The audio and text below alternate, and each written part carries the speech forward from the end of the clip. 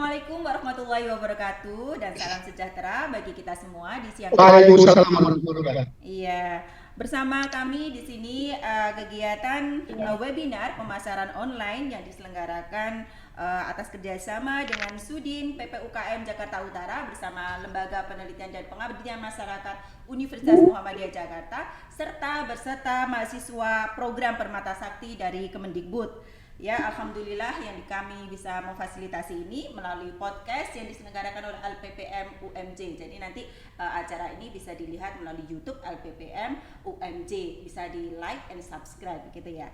Alhamdulillah, alhamdulillahirabbil alamin wassalatu wassalamu ala asrofil anbiya'i wal mursalin wa ala alihi washabihi ajmain amma ba'du. Dengan mengucap syukur kehadirat Allah Subhanahu wa taala, marilah kita bersama-sama mengucapkan Harusnya buka pakai ayat juga ya. telah melimpah dan karunia-Nya sehingga kita bisa bertemu Begitu ya? dalam acara webinar pemasaran online untuk UKM Kecamatan Cilincing dan Tanjung Priok ya, sehingga kita dalam hari siang kali ini dalam keadaan sehat walafiat. Sholawat dan salam senantiasa kita panjatkan kepada Nabi besar Muhammad Shallallahu Alaihi Wasallam, karena beliaulah suri tauladan kita dalam berakhlakul karimah dan beliaulah khutbul anbiya, penyempurna ajaran Islam sebagai rahmatan lil alamin.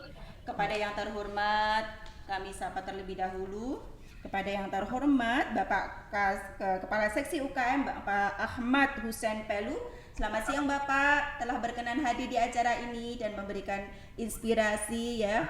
Kemudian yang kami hormati Kepala LPPM Universitas Muhammadiyah Jakarta Ibu Dr. Triyuni Hendrawati. Selamat siang Ibu. Selamat siang. Ya, sebagai partner kita hari ini ya. Selamat Dan siang juga Bapak Ibu narasumber. semuanya. Di sini ada 5 narasumber ya. Di sini ada Ibu Yuni juga dari Ibu Ketua LPPM. Di sini ada Ibu Rini. Ibu Rini, selamat siang. Pak Engkos juga selamat siang dari Teknik Kimia Universitas Muhammadiyah Jakarta. Di sini Selamat siang, Bu. Ya, ada Bu Alfika Selamat siang, yang Bu. Permata Sakti untuk teknologi bahan pangan dari Teknik Selamat siang, Bu. Muhammadiyah Jakarta. Ya, alhamdulillah salam-salamnya merdu sekali kami dengar dari sini. Dan juga Ibu Weni, beliau adalah dosen UMJ dari KM Sigma Food. Ya, ini ada beberapa dosen sebagai pemateri pada hari ini. Kita persingkat aja ya, Bu. Iya. Silakan. Nah, untuk mempersingkat acara pertama sebelum kita dibuka oleh Bapak Kasudin Ahmad Hussein Pelu, kita dengarkan terlebih dahulu lantunan ayat suci Al-Quran yang akan dibacakan oleh Saudara Saiful Akbar. Beliau adalah mahasiswa program Permata Sakti Kemendikbud. Kepada Mas Saiful Akbar kami persilahkan. Ya, terima kasih Ibu Moderator. Bismillahirrahmanirrahim. Assalamualaikum warahmatullahi wabarakatuh. Innal hamdalillah nahmaduhu wa nasta'inuhu wa na'udzu billahi min shururi anfusina wa min sayyiati a'malina. Wa may yahdihillahu fala mudilla lahu wa may yudlil fala hadiya lahu. Asyhadu an la ilaha illallah wa asyhadu anna Muhammadan abduhu wa rasuluh. Yang kami banggakan Bapak Ibu dari Universitas Muhammadiyah Jakarta, Ibu Dr. Insinyur Triyuni Hendrawati bersama tim. Pertama-tama sebagai orang beriman, kami mengajak kita sekalian untuk memanjatkan puji syukur kehadirat Allah Subhanahu wa taala yang atas limpahan berkat dan hidayahnya hari ini kita bisa diizinkan bertemu, bersilaturahmi walaupun hanya lewat Zoom meeting dalam rangka membagi pengalaman guna memberikan menambah hasanah berpikir teman-teman UKM yang ada di Jakarta Utara. Wabil khusus para pelaku usaha yang ada di Kecamatan Tanjung Priok dan Kecamatan Cilincing. Ibu Triyuni yang kami banggakan, kami informasikan bahwa pelaksanaan kegiatan kita pada siang hari ini diikuti oleh teman-teman para pelaku usaha dari Kecamatan Tanjung Priuk, dan Kecamatan Cilincing. Kami berharap dari pelaksanaan yang mengangkat tema pemasaran online bagi UKM pada hari ini dapat memberikan manfaat kepada saudara-saudara kita dalam rangka meningkatkan usahanya. Kami tidak berpanjang lebar, kami hanya ingin menyampaikan penghargaan dan terima kasih yang setinggi-tingginya kepada Bapak Ibu dari Universitas Muhammadiyah Jakarta yang telah peduli untuk ikut memberikan sumbangsi dalam rangka meningkatkan kualitas para UKM di Jakarta Utara. Hanya ini yang bisa kami sampaikan. Sekali lagi kami mohon maaf atas segala kekurangan.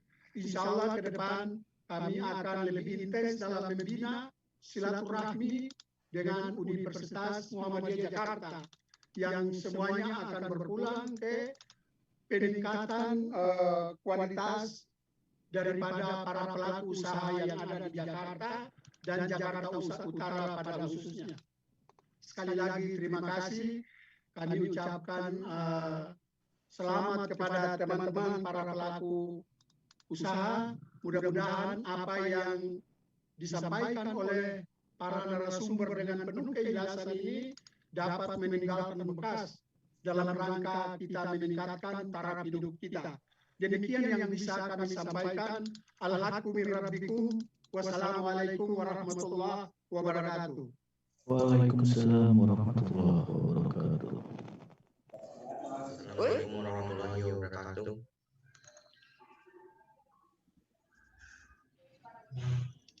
Maaf, suara saya apakah terdengar?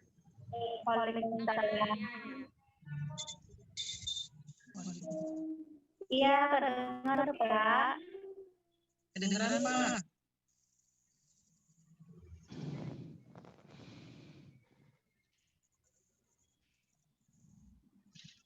A'udzubillahi minasyaitonirrajim. Bismillahirrahmanirrahim. Wajlu alaihim naba'a Ibrahim.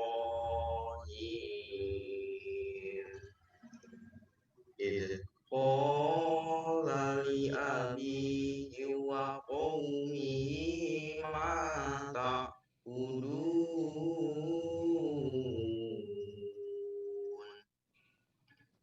Qalu na'budu asnaman fanadhallu laha akifin.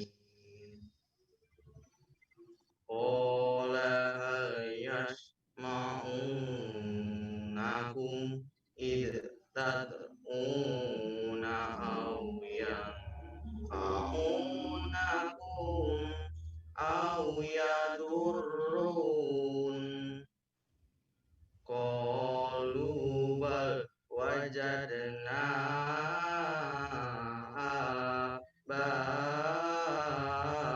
aba'ana kadzalika yaf'alun.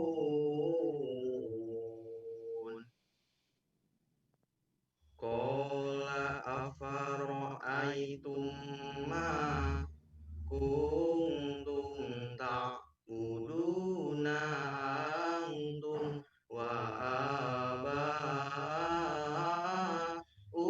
aba'ukumul aqdamun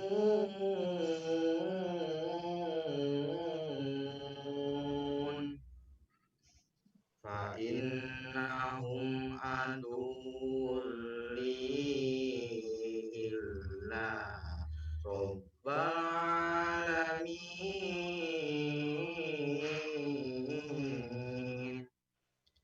Alladzi khalaqani fa huwa yahdini walladzi huwa yut'imuni wa yashkini wa idza maridtu fa huwa yashfin.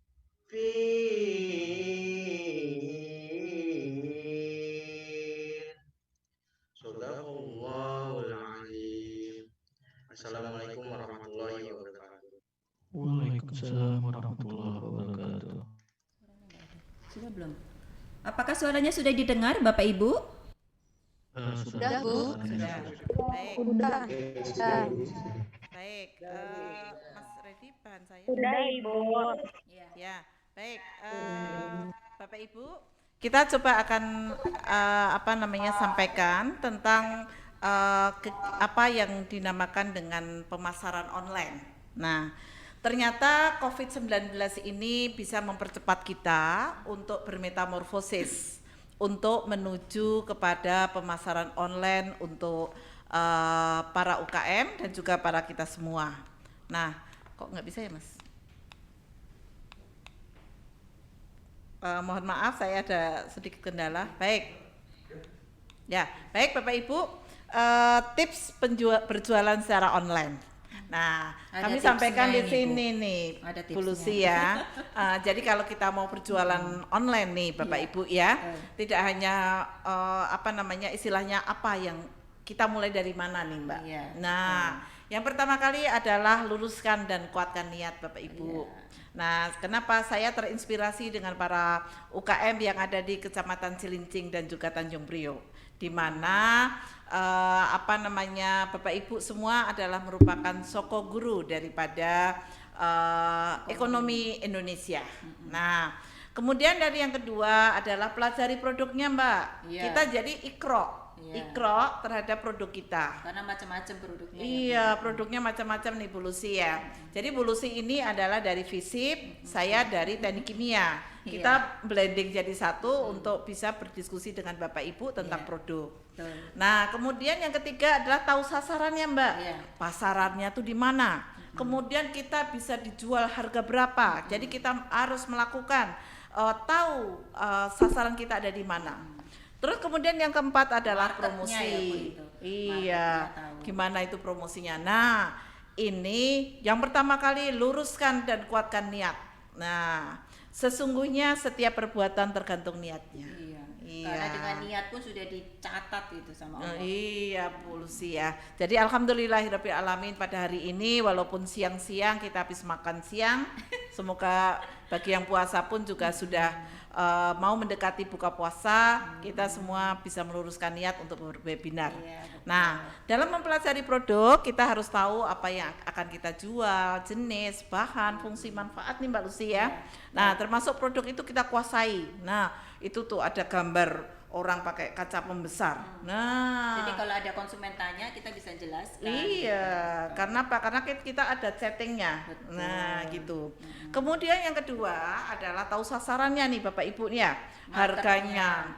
Kemudian kompetitornya kita itu siapa? Nah, kompetitor, sehingga dari sini kita akan tahu nih Mbak, kita dijual harga segini. Kalau perlu kita bisa juga lakukan diskon. Betul. Nah, kemudian kita juga lakukan ikut pamerannya Borju daripada Jakarta Utara ya Mbak Andini ya dan teman-teman ya, Bapak Bapak Ahmad Hussein Pelu. Jadi tadi saya waktu mendengarkan Pak Ahmad Hussein Pelu tadi saya sempat Pak meraba gitu ya. Ternyata Bapak dari Bahasa sana Jawa itu bisa berapa itu apa? berapa itu apa ya Pak, terharu di mana Bapak dari Jakarta Utara bisa menyapa kita di Iya, Jakarta betul, Selatan, iya. kemudian menyapa dari Yogyakarta dan juga ada menyapa dari Makassar, dari Universitas Bosowa dan lain-lain, termasuk di Malang. Nah, jadi Bapak Ibu dalam hal ini kalau kita mau melakukan promosi nih Bapak Ibu ya, kita bisa melalui sosmed kita, ada Facebook, ada Instagram, ada YouTube, Twitter ya. Nah, itulah kekuatan medsos kita. Jadi semua harus melek ya Bu. Melek Iya, medsos. sekarang sudah HP-nya smartphone, Mbak. Jadi Nah, emak-emak pun wajib ya melek medsos. ya, kemudian jangan lupa foto atau video yang menarik yang kita sematkan. Kemudian yang ketiga adalah deskripsi produk dan judul produk. Iya. Nah, buat akun-akun sosial Bapak Ibu untuk minta bantuan saudara, silaturahim dengan mahasiswa, dengan apa namanya dosen semuanya. Betul. Dan Bapak Ibu silakan untuk nanti subscribe daripada LPPM UMJ. Betul. Termasuk nanti saya pun juga akan mengundang salah satu UKM yang hari ini bisa chat ke kami, nama dan nomor teleponnya. Jangan lupa Bapak Ibu mengisi nama data-data Bapak Ibu sesuai dengan kolom chat, sehingga nanti Bapak Ibu menjadi tamu di podcast kita. Betul. Ya. Bisa promosi gratis ya, Bu. Iya, Iya. kita bisa promosi gratis nanti terhadap produk Bapak Ibu Betul semua. sekali. Nah, rajin itu pangkal pandai nih Mbak. Rajin Iya. itu juga pangkal kaya. Betul. Jadi kita harus rajin memposting dengan foto dan kata-kata yang bervariasi. Iya. Termasuk hari ini, kita hari ini menginspirasi Bapak Ibu semuanya dan juga para peserta untuk bisa melakukan pemasaran online. Kalau ingat postingan Ibu, kalau pemasaran online itu menurut ceritanya, satu pengrajin dengan satu produk itu minimal sehari itu posting 10 kali untuk bisa Iya. dikenal produknya. Jadi Iya. itu yang penting. Jadi rajin No, posting.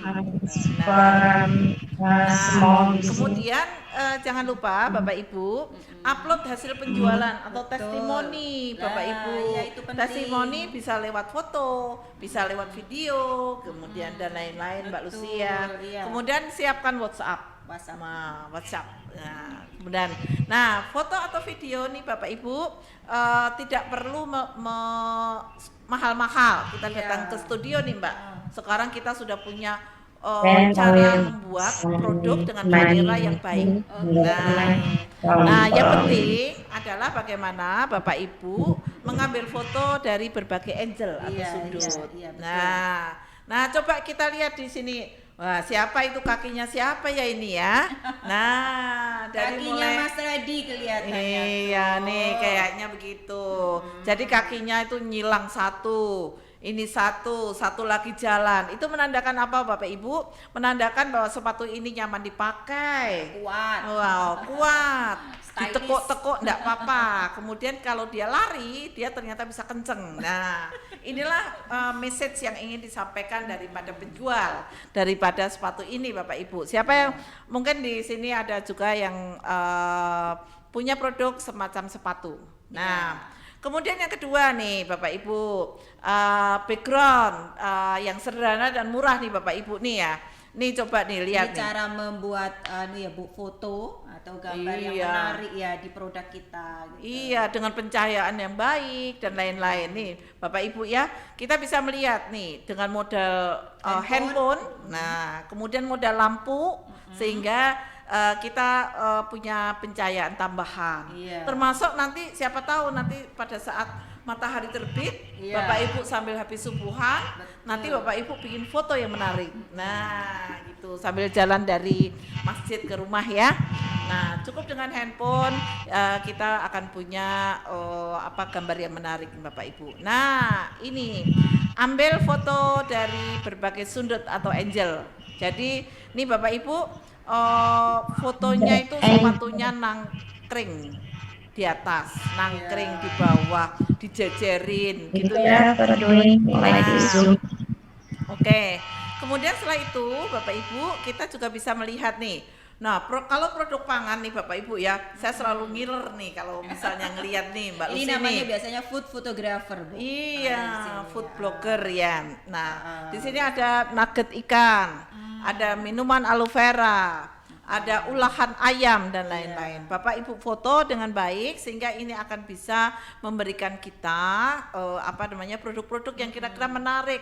Waduh, kalau aku lihat aloe vera kayak gitu Mbak Lucy, aku udah Jadi haus duluan ya, Bu. Iya, gitu loh ya. Kemudian kalau lihat nugget gitu, enaknya pakai Iya, sausnya. pakai sausnya yang enak, ada jeruk nipisnya itu. Mayones itu Nah, kelihatannya. mayonesnya juga top itu. Nah, Bapak Ibu, mungkin itulah yang harus kita lihat.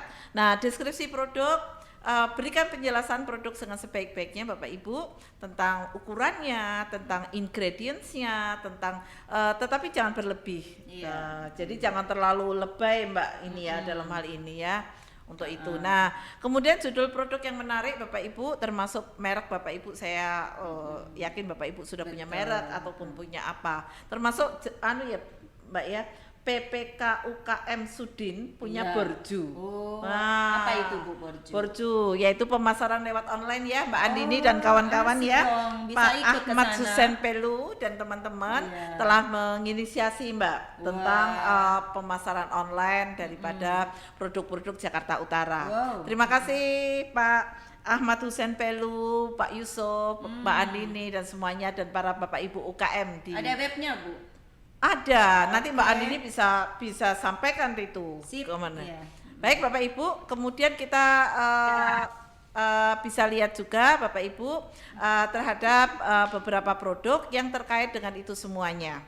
Nah, kemudian Bapak Ibu, kita juga bisa melihat bahwa pemasaran itu memang perlu branding. Iya. Nah, kemudian nanti hari ini kita juga akan menambahkan satu narasumber yaitu Pak Hendra. Silakan Iya. Pak Hendra untuk bisa menyampaikan Nanti. tentang pentingnya cyber atau pentingnya keahlian IT ya, Bu? IT di dalam mendukung daripada pemasaran UKM. online. Oke. Nah, silakan Pak Hendra. Apakah sudah siap Pak Hendra? Iya. Ya, sudah siap Ibu. Ya, Ya, terima baik. kasih Silakan, banyak. Hendra. Assalamualaikum warahmatullahi wabarakatuh. Waalaikumsalam warahmatullahi wabarakatuh. Lihat ya, ini hari ini luar biasa ini. Ibu-ibu kita semangat gitu ya. Pertama tadi samping profesor ya. Ya, jadi pengalaman saya, kebetulan saya juga membina UKM di sana di tempat saya. Itu mereka antusias sekali dengan pemasaran langsung ya dan online. Nah, ini tadi kebetulan Borju ya. Mudah-mudahan artinya juga sesuai dengan apa yang kita harapkan. Nah, ini kita lihat pemasaran online ini dan langsung ya. Kalau pemasaran langsung itu kita biasa langsung bertemu pelanggan ya. Kemudian basis datanya juga ada ya. Dan pemasaran itu biasanya pemasaran online dan pemasaran langsung biasanya identik sekarang itu dengan elektronik ya. Dengan ambil contoh misalnya kita punya handphone, kemudian laptop, lalu ada tablet ya. Nah, kunci untuk sukses pemasaran online ya, sekali lagi kita harus berani berkreasi. Ya, sudah ada di genggaman kita itu alat-alat kita yang paling mudah kita akses atau handphone.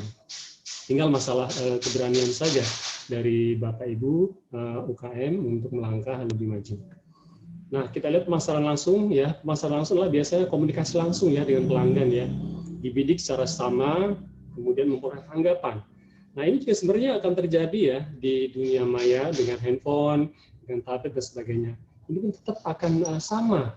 Ya, ini hanya masalah sosial saja dari yang bentuknya fisik kemudian berubah menjadi visual. Ya, harganya juga tetap harga wajar dan bahkan bisa otomatis menawar, tapi tentunya dengan harga yang cukup bervariasi. Lalu kita bisa custom, ya. Kita custom, kemudian ada layanan dukungan, kemudian teknologi terkini. Lalu ada nilai yang unggul dari pemegang saham kalau udah melewati masa yang lama, ya, tentunya dan berkesinambungan. Nah, kemudian ada manfaat, ya, manfaat bagi pembeli tentunya nyaman. Kenapa? Bisa dilakukan di rumah, ya, mudah dan bersifat personal, pribadi. Dia bisa melihat ya segala sudut, ya. Kemudian akses dan pilihan produk yang juga bervariatif, ya, tidak perlu kita repot mengantri dan sebagainya. Dari sisi penjual pun tidak repot ya. Sekarang sudah ada Tiki, Jenny dan sebagainya. Nah, mudah-mudahan nanti di Borju semua fasilitas ini ada gitu ya. Jadi bisa maksimal. Ya, ada lagi sekarang ada internet banking dan sebagainya. Itu semua sudah enak, sudah ada di genggaman kita secara langsung. Nah, ini kita bisa lihat pemasaran massal dan pemasaran dengan istilahnya kalau online itu 1 lawan 1 ya. Pelanggannya umum individu, profil pelanggan ada, kita bisa lihat, kemudian produknya juga standar, ya, dirancang sesuai dengan keinginan pasar. Lalu ada produksi dirancang sesuai kebutuhan, ya, distribusi dibikin pribadi dan seterusnya. Ya, sekali lagi kuncinya adalah berani kita harus memasarkan produk, berani melangkah, apalagi di masa pandemi ini. Ya, mudah-mudahan nanti ada pelatihan khusus untuk lebih teknis ya sehingga betul-betul bermanfaat ke para pelanggan.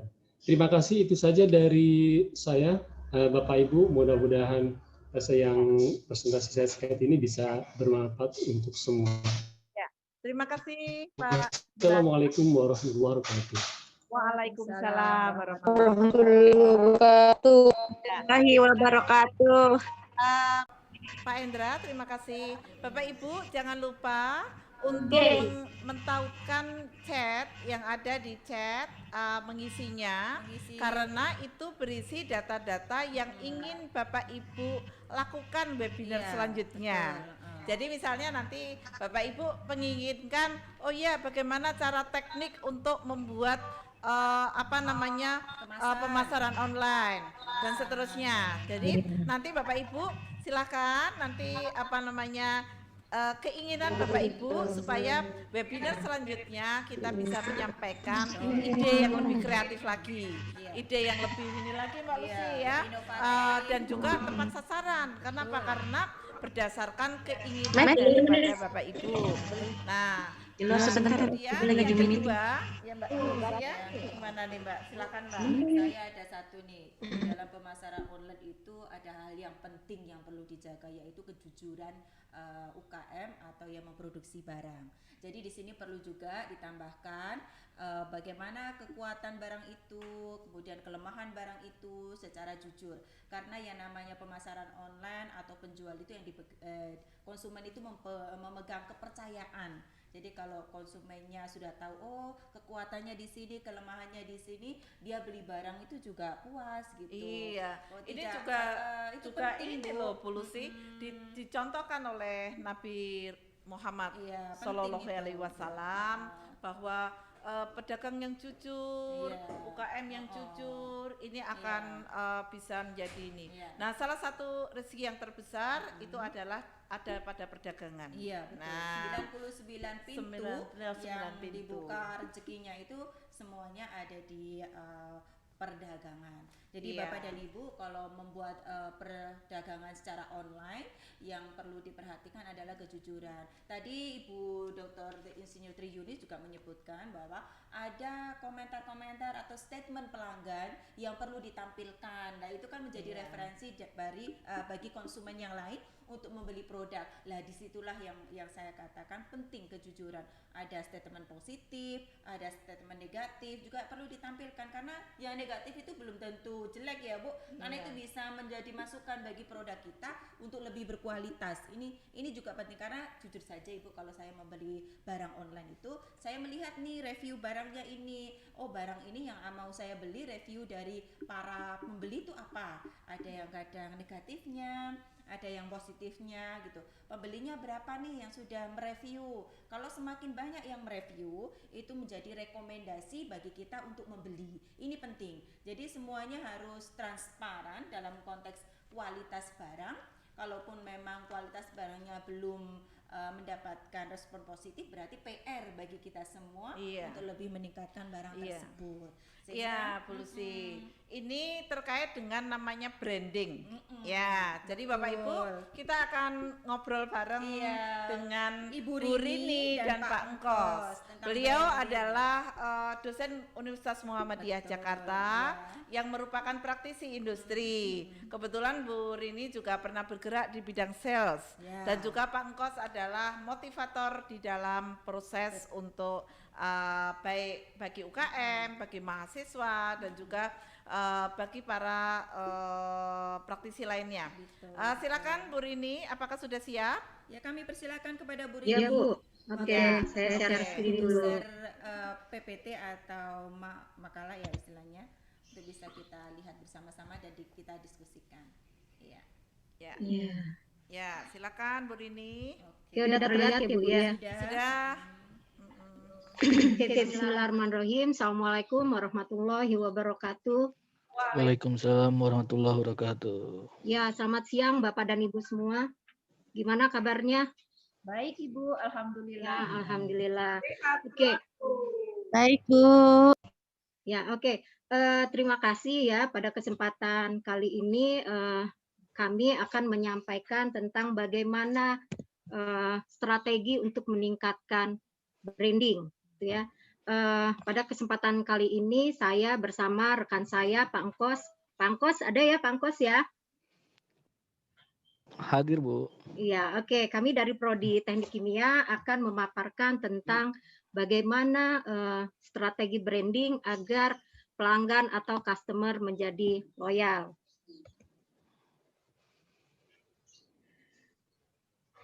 Nah, ini outline yang akan kami sampaikan yaitu pada bagian pendahuluan, dan yang pada bagian pendahuluan ini saya akan menjelaskan apa pengertian dari branding tersebut. Kemudian di bagian yang kedua, nanti kita akan diskusikan tahapan-tahapan apa saja untuk membangun suatu branding dan strategi yang harus kita lakukan untuk memasarkan suatu produk tersebut bagaimana. Nah, kita masuk ke bagian yang pendahuluan. Oke. Pertanyaannya, itu kan ya, apakah branding itu? Gimana Bapak dan Ibu semua? Sudah pahamkah dengan yang dimaksud branding? Ya, belum Mbak. Mbak, gini Ya. aja. Gimana yang lain? Jawab di chat, kemudian jawaban yang benar akan mendapatkan voucher 50.000 dari LPPR. Wah, keren nih, semangat. Ayo Bapak dan Ibu semua nih. Ada hadiahnya nih. Nah, itu silakan dijawab. Satu orang ya, satu orang aja. akan mendapatkan ini dan nanti bisa menghubungi kepada kita. Ya, betul. Melalui admin LPPM. Oke, silahkan. Apa yang dimaksud dengan brand? Siapa yang tahu tentang brand? Yang menjawab terlebih dahulu akan mendapatkan voucher Rp50.000. Sudah ada Mbak Rini? Lumayan ya, Bu. Iya, Minimal untuk membeli lumayan. kuota. Hari ini bisa beli kuota, Iya. beli zaman gini loh, Untuk Mbak. memasarkan produknya kan. Ya, gimana Bapak Ibu? Apakah sudah ada yang bisa Ayo menjawab? Bapak Ibu, Oke, itu ada satu. coba saya cek di chat. Ya, Pangkos, tolong bisa Ah, dibantu ini ada cek. dari Bu Imelda. Brand adalah logo. Dari Pak Gibran, brand adalah merek atau nama. Nanti Pangkos Dari ya, Bu yang Siti betul yang Nursama. Bukan yang benar, Pak. Nah, ini hampir semuanya hampir benar nih Bu, gitu. Iya. Mungkin bisa dilanjut Bu Rini. Nanti Ya, akan saya oke. pilih yang terbaik yang mana. Nanti saya akan coba jelaskan dulu ya. Nanti di akhir Pangkos akan memilih jawaban mana yang paling benar dengan pemaparan yang akan saya sampaikan. Oke. Jadi secara definisi menurut Asosiasi Pemasaran Amerika itu brand adalah nama atau istilah atau tanda, simbol, desain atau kombinasi dari semua itu yang dapat digunakan untuk mengenali produk dan servis dari penjual dan untuk membedakan produk atau servis penjual tersebut dari yang lain. Nah, kalau pengertian ini kan agak panjang ya Bapak Ibu ya. Nanti kalau mempelajari ini mungkin akan jadi membingungkan. Nah, saya ada dua definisi yang kedua ya. Jadi menurut ada suara yang lain. Menurut seorang pakar praktisi brand, biasa dipanggil dengan Pak B atau Bapak Subianto, jadi brand di sini artinya adalah nama dan makna. Jadi nanti kita pahami sebenarnya nama dan makna itu apa, gitu kan ya. Oke, sekarang saya mau tampilkan slide ini. Di sini ada tulisan Futuro, ya, Futuro, gitu kan ya. Nah, ini sebenarnya adalah sebuah kedai yang menjual minuman kopi. Tapi saya kasih waktu ke Bapak dan Ibu sekalian. Yang ada di pikiran Bapak dan Ibu, kira-kira tentang Futuro ini apa? Ada nggak suatu bayangan atau membayangkan sesuatu tentang Futuro? Gimana Bapak Ibu? Apakah ada terbayang nggak tentang Futuro ini?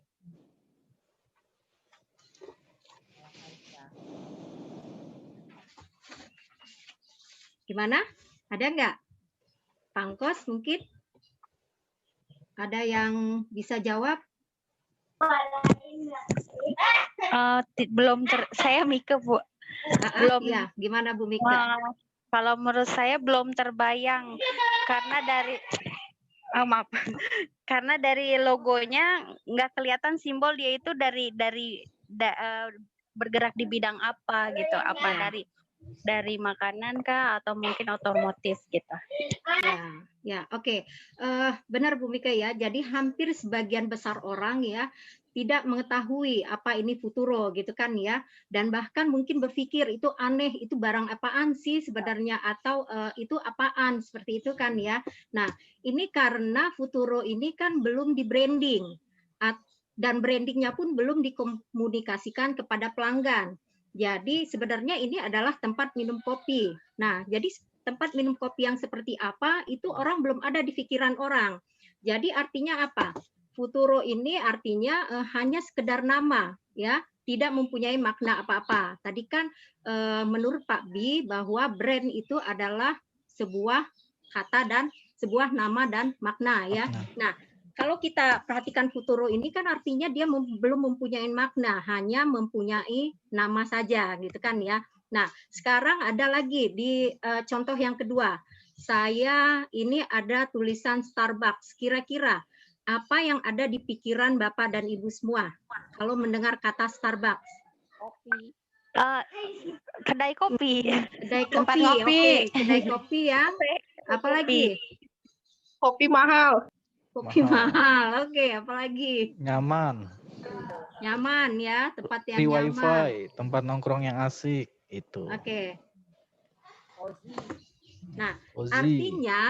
artinya apapun yang ada di pikiran ya. Jadi kan tadi sudah disebutkan bahwa Starbucks itu adalah tempat nongkrong, ada wifi-nya, kemudian kopinya kopinya mahal gitu kan ya, kedai kopi. Nah, apapun yang terlintas di pikiran Bapak Ibu dan sekalian, itulah yang disebut dengan makna. Ya, jadi orang sudah mengenal produk tersebut, sudah mengenal nama tersebut dan mempunyai maknanya. Nah, disinilah artinya bisa kita artikan bahwa branding itu, bahwa brand itu artinya nama dan mempunyai makna, ya. Jadi kira-kira gimana? Setelah dari sini, setelah dari pemaparan saya ini, kira-kira bisa dipahami nggak bedanya brand itu, Bapak Ibu? Artinya brand. Ya, ini hanya ini baru penjelasan tentang brand saja. Brand itu artinya nama dan makna. Oke ya? Oke. Oke, Bu. Kita lanjutkan ya. Sekarang setelah kita mempunyai brand gitu kan ya. Nah, bagaimana cara kita membangun tahapan brand tersebut? Jadi di sini ada saya ambil menurut Neema Wei. Neema Wei ini adalah salah satu konsultan tentang branding ya. Nah, menurut Neema Wei itu ada tiga tahapan dalam membangun suatu brand. Yang pertama yaitu brand blueprint ya. Kemudian yang kedua adalah brand delivery dan yang ketiga adalah brand evaluasi. Nah, di sini yang tadi yang saya jelaskan ada makna. Nah, makna itu di bagian yang mana? Makna itu adalah di bagian brand blueprint ya. Brand blueprint ini yang memberikan makna dari suatu produk ya. Jadi blueprint ini menunjukkan sebagai guidance ya, sebagai peta gitu kan ya, sebagai tujuan dari suatu produk tersebut. Jadi kita bisa mengetahui nih, kita sudah membuat dari suatu produk tersebut. Nah, setelah kita mempunyai blueprint produk, maka kita harus mendeliverikan produk tersebut. Bagaimana caranya? Caranya yaitu dengan mengkomunikasikan produk tersebut. Misalnya bisa melalui iklan, bisa dengan membuat tagline yang gampang diingat orang, atau logonya bagaimana, dan kemudian ada promise dan proof-nya. Ya. Nah, setelah itu ya, setelah dideliverikan, nah brand ini harus dievaluasi supaya kita tahu sampai di mana sih tahapan kita dalam membangun brand tersebut. Oke, kita lihat sekarang yang pertama brand blueprint ya. Nah, di sini sama seperti yang tadi ya, Futuro. Jadi brand blueprintnya ini adalah kopi asik rasa mantap ya. Di sini Futuro ini ingin menjelaskan bahwa kopi yang mereka buat ini adalah asik. Nah, asik di sini artinya yang bagaimana? Ya, kemudian rasanya mantap. Kita lihat maksudnya si Futuro ini membuat blueprintnya kopi asik rasa mantap ini seperti apa gitu kan ya. Nah, kemudian ini bagaimana supaya brand blueprintnya ini bisa dideliverikan seperti itu ya. Nah, kita lihat. Nah, oke. Di dalam brand delivery itu ada promise atau janji dan juga ada proof ya. Nah, proof ini harus ditepatin ya. Jadi harus ada buktinya. Jadi kalau misalnya kita suatu produk sudah memberikan janji kepada konsumen, sudah memberikan iklan gitu kan ya kepada konsumen, kepada calon pelanggan, artinya kita harus memberikan buktinya ya. Nah, kita lihat di sini ya. Futuro ini Futuro Coffee. Dia menuliskan di sini tagline-nya tempat nongkrong paling asik gitu kan ya. Tagline-nya ini adalah tempat nongkrong paling asik gitu kan ya. Nah, di pikiran orang gitu kan ya, wah tempat nongkrong paling asik tuh kira-kira apa gitu kan ya. Kira-kira menurut Bapak Ibu gimana kalau tempat nongkrong paling asik gitu kira-kira apa yang terbayang?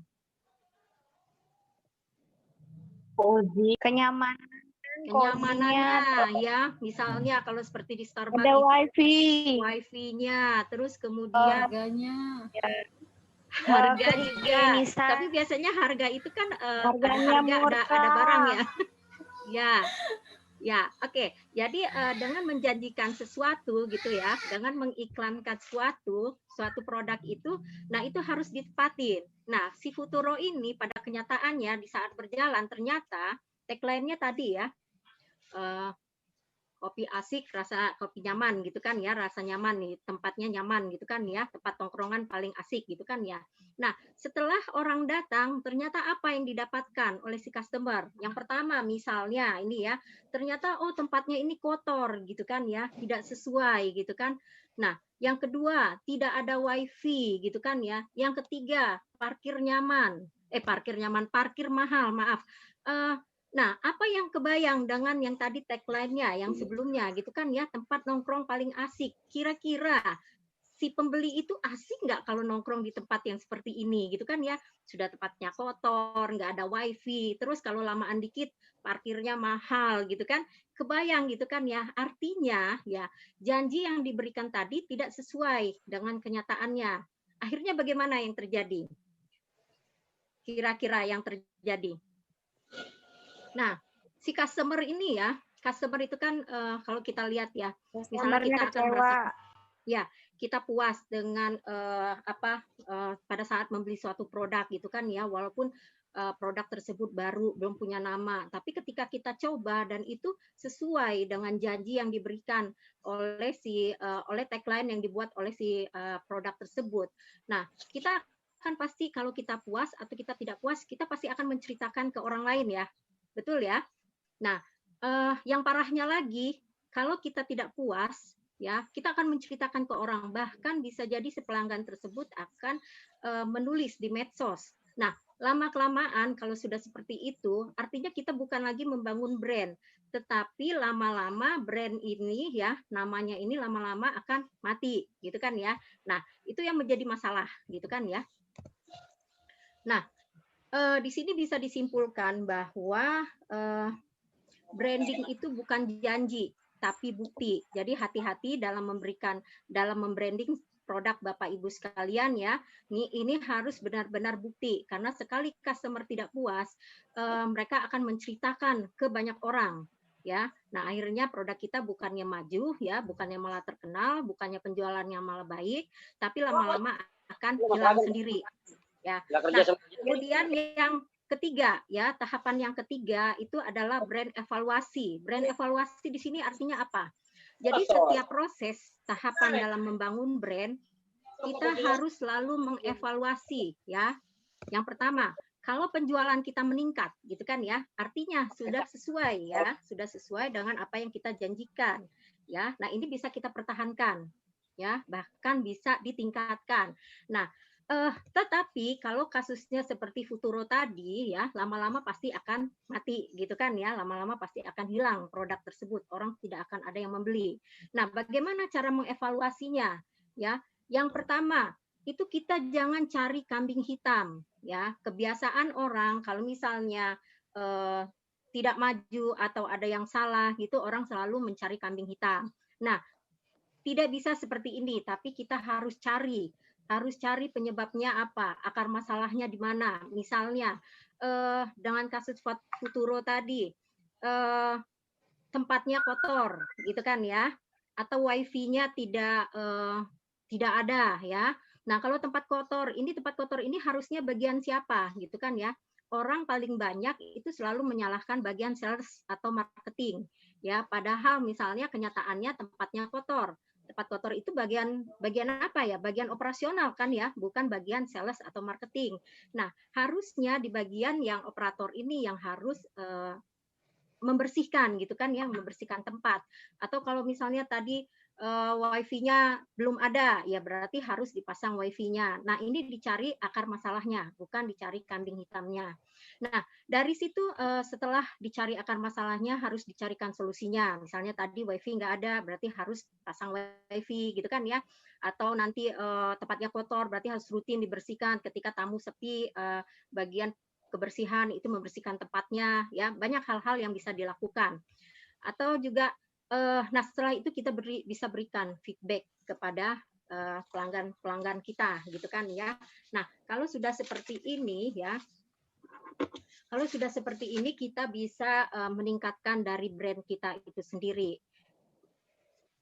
Ya. Nah, terakhir saya tutup dengan quote ya tentang bahwa product are made in factory but brands are created in the mind. Mind ini salah ya. Dia artinya produk dibuat di pabrik tetapi merek dibuat dalam pikiran ya. Ini adalah quote yang saya ambil dari Walter Landor. Demikian paparan yang dapat saya sampaikan. Terima kasih atas kesempatan yang diberikan. Saya tutup. Wassalamualaikum warahmatullahi wabarakatuh.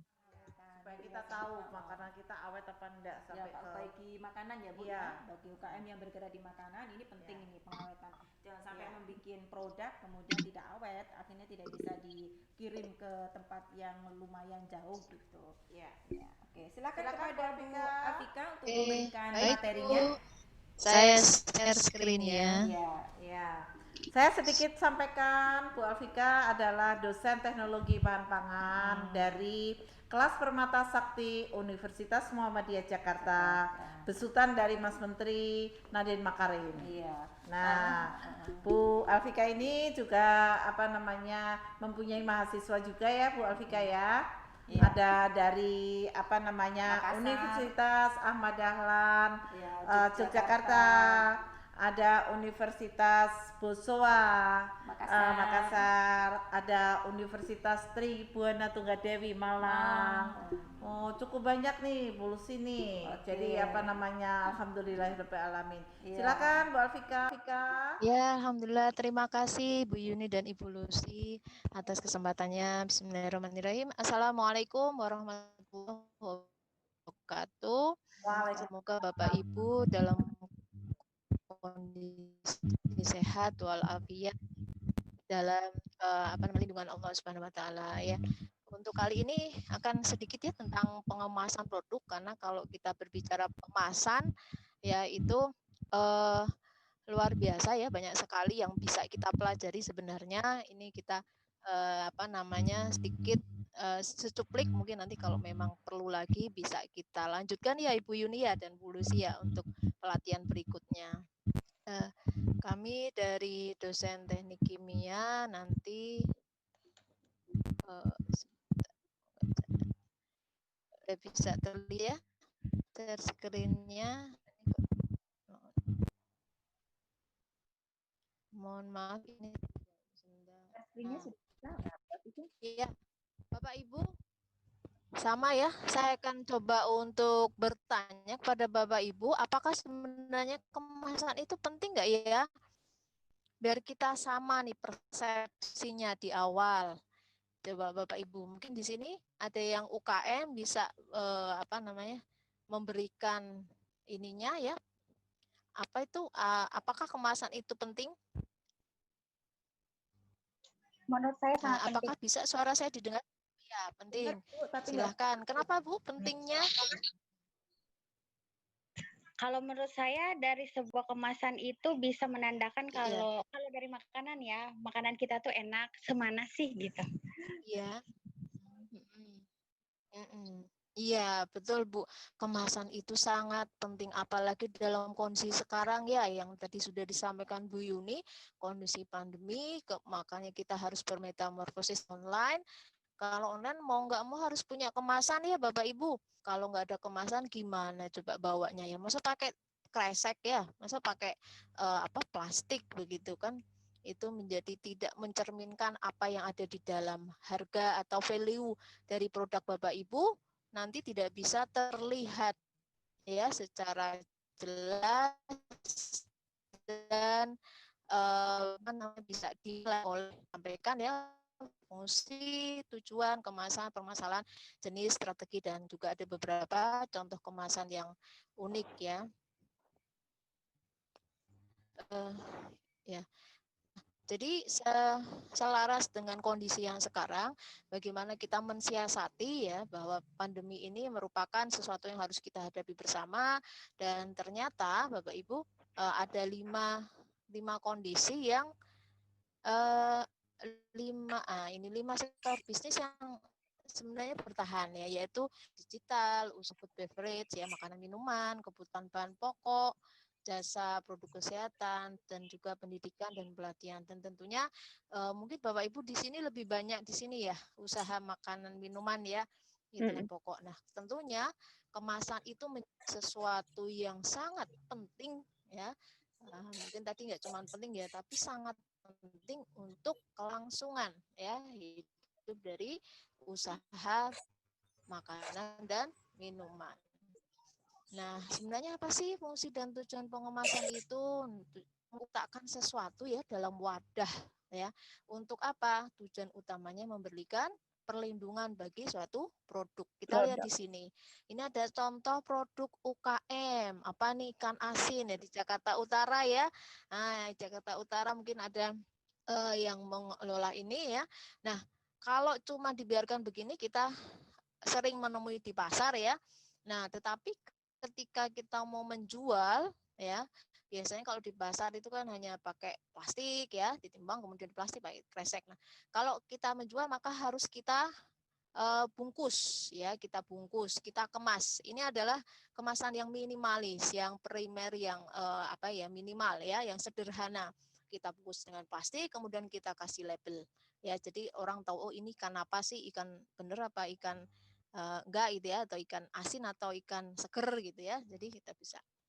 Nah, kemasan sendiri itu sebenarnya dari gabungan dari ilmu, seni, dan teknologi ya untuk melindungi produk yang dikemas ya terhadap pengaruh lingkungan yang merusak ya. Jadi di sini kemasan itu tidak hanya sekedar suatu ilmu, tetapi dia juga gabungan dari seni dan teknologi. Nah, seninya adalah lucu-lucu gitu ya. Jadi ada beberapa bentuk kemasan yang memang itu sangat menarik gitu ya, yang sangat menarik dan unik gitu. Nah, tetapi ada juga kemasan yang sederhana atau biasa. Nah, tentu kita menginginkan bahwa kemasan itu menjadi pembungkus ya, atau dia tempat wadah ya, atau ngepak produk ya, sehingga produknya bisa tertampung dan terlindungi. Nah, ini ada definisi kemasan. Apa sih tujuan kemasan itu? Tentu yang pertama, Bapak Ibu ya, tentu tidak ingin produknya itu cepat rusak. Ya kan? Kita sudah buat bagaimana bebek, misalnya ya bebek goreng yang luar biasa, yang punya bumbu spesial gitu ya, bumbu rahasia. Nah, tetapi ketika dia hanya dikasih ke plastik ya, tentunya produknya bisa rusak. Nah, sehingga untuk mempertahankan mutu ya, untuk menjaga kerusakan, mencegah ya, kita perlu kemasan. Nah, juga dengan kita mempertahankan mutu, tentunya masa simpannya akan semakin panjang. Nah, jadi Bapak Ibu juga lebih punya waktu untuk bisa mendistribusikan. Kemudian lebih mudah ya, lebih mudah untuk dibawa. Terlebih ini adalah bagi konsumen ya. Bisa kita bayangkan zaman dulu kita susah ya kalau mau beli kopi ya, kopi panas, kopi anget. Nah, sekarang sudah ada ya. Kita bisa kedai-kedai kopi sudah memberikan ada gelas ya, yang dimana kita bisa membawanya dengan nyaman ya, kemudian mudah untuk dipasarkan atau untuk transportasi. Apalagi dalam kondisi sekarang pasti semua serba online ya. Kemudian mempermudah penyimpanan. Ya, kalau tidak kita kemas ya, nanti penyimpanannya akan bisa tadi merusak produk, kemudian ketika disimpan dia akan apa namanya? Rusak juga. Kemudian nah ini yang penting ini Bapak Ibu, menjadi daya tarik konsumen ya. Ketika Bapak Ibu usaha di bidang makanan atau minuman, yang pertama dilihat itu kan kemasannya dulu ya. Kenapa? Karena isinya kan belum diincipin, gitu ya. Nah, jadi untuk menarik itu harus menggunakan kemasan yang menarik pula. Artinya apa? Informasinya ada dan juga kemasan itu juga sebagai sarana informasi, seperti itu ya. Nah, selain itu di dalam pengemasan kita tentu harus bisa memberikan apa namanya? Memberikan satu fungsi ya, fungsi kemasan itu sendiri agar nanti bisa dibawa ke kemana-mana. Bentar, ya. Jadi fungsi kemasan ya itu sebagai tempat produk. Ya, jadi tidak hanya sebagai tempat produk, juga sebagai perlindungan dan juga kenyamanan. Tidak hanya kita sebagai penjual, tapi juga pembeli. Ya, kemudian di sini ada komunikasi penjual. Ya, juga sarana iklan. Nah, ini Bapak Ibu yang kadang kita suka lupa ya bahwa kemasan kita itu menjadi tempat iklan kita secara gratis ya. Orang akan tahu, oh ini adalah produk apa, itu sudah jelas. Kemudian sarana informasi dan menjadi pembeda produk satu dengan produk lainnya. Kita lihat di sini ini adalah kotak apa isinya coklat ya, coklat. Kalau kita melihat kemasan seperti ini, apa yang ada di dalam benak kita? Coklatnya mahal, ya kan? Coklatnya enak pasti, gitu ya. Jadi kita melihat sudah dari bahan kemasannya sudah tertarik ya, sudah menarik ya, sehingga kita akan tertarik untuk membeli seperti itu. Jadi hati-hati Bapak Ibu, hati-hati dalam memilih kemasan, dalam menggunakan kemasan. Kenapa? Karena kemasan akan membentuk image dari produk Bapak Ibu sekalian. Ya, jadi nanti dari kemasan itu akan terbentuk image dari para konsumen, apakah produknya itu bermutu atau tidak.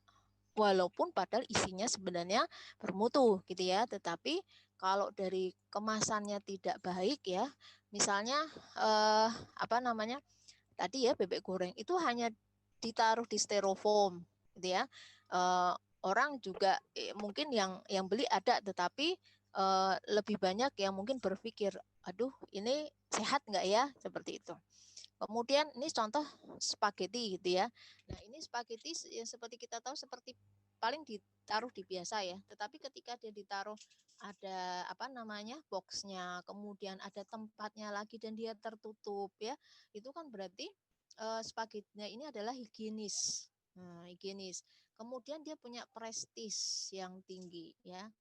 Nah, kemudian di sini kita punya image yang mempesona. Oh, produknya apa namanya high tech ya, bagus. Kemudian eye catching.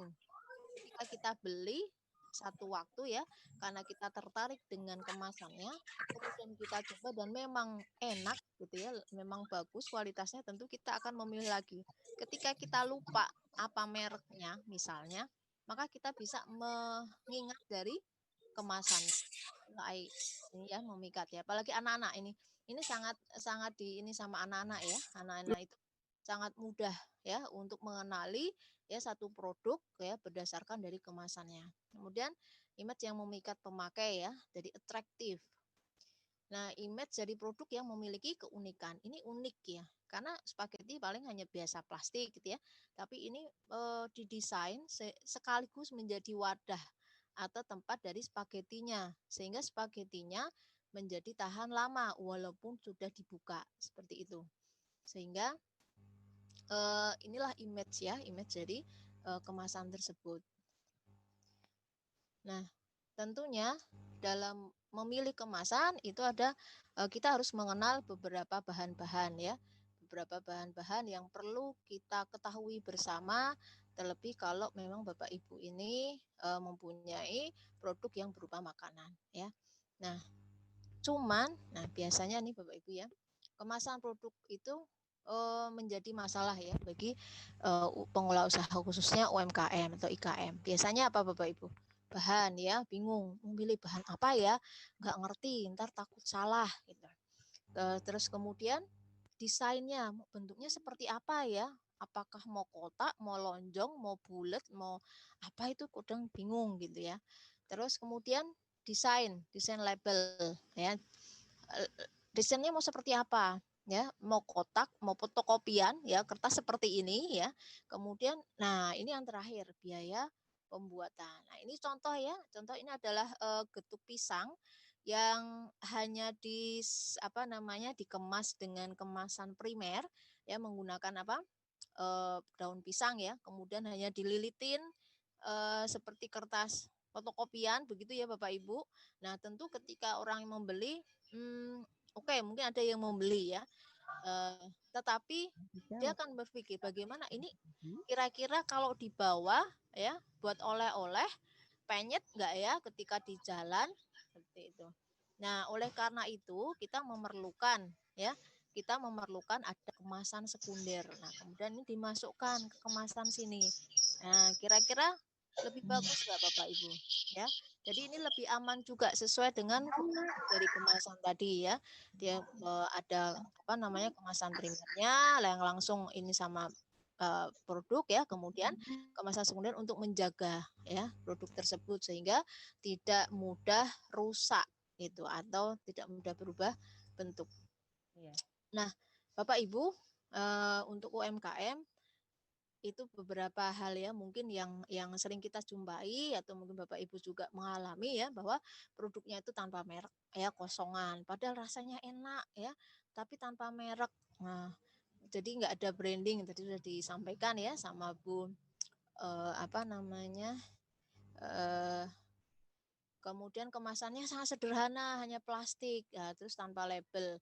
Nah, bentuknya plastik seperti ini susu, ya susu kedelai dikemas hanya plastik. Kira-kira mudah tumpah tidak? Ya, jadi mudah tumpah. Oleh karena itu, ya hal-hal ini yang perlu kita pelajari bersama, ya kita antisipasi. Ya, tadi bahan-bahan ya. Kita lihat jenis kemasan dulu. Nah, ternyata kemasannya itu banyak ya Bapak Ibu ya.